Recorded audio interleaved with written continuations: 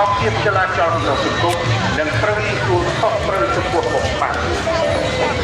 យើងរួមគ្នាប្រយុទ្ធប្រឆាំងផលិតផលខ្លាំងៗ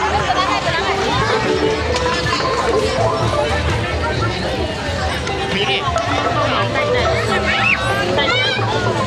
អំណាចឬការឆ្នៃបទពិសោធន៍ខ្លាំងៗឬខុសខ្លាំងខ្លួនឯងនឹងខ្លួនណា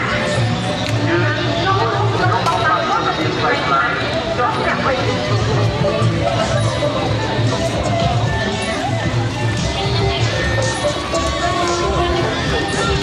អត់ដល់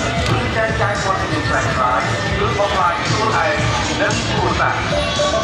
ឬរបស់បានបទពិសោធន៍ប្រែក្លាយជាប់អ្នកវិញ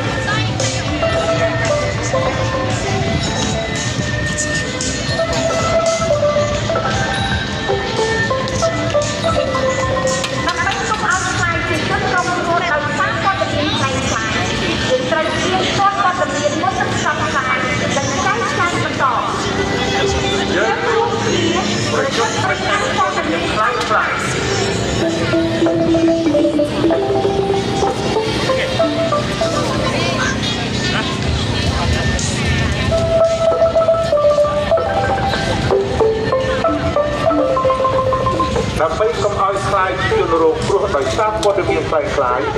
យើងត្រូវផ្ទៀងផ្ទាត់ព័ត៌មានមុននឹងផ្សព្វផ្សាយនិងចែកចាយបន្តយើងរួមគ្នាប្រយុទ្ធប្រឆាំងព័ត៌មានខ្លាំងៗ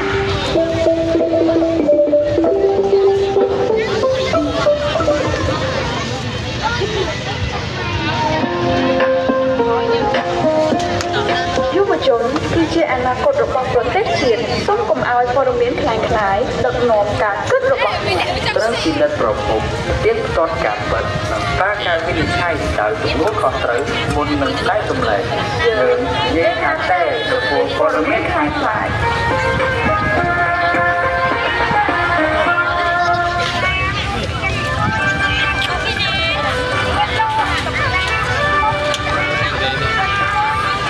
មុននឹងចែករំលែកព័ត៌មានណាមួយសូមគិតបន្តិចសិនថាព័ត៌មាននោះពិតឬខ្លាំងខ្លាយពិនិត្យប្រភពព័ត៌មានឲ្យបានច្បាស់លាស់មុនចែករំលែក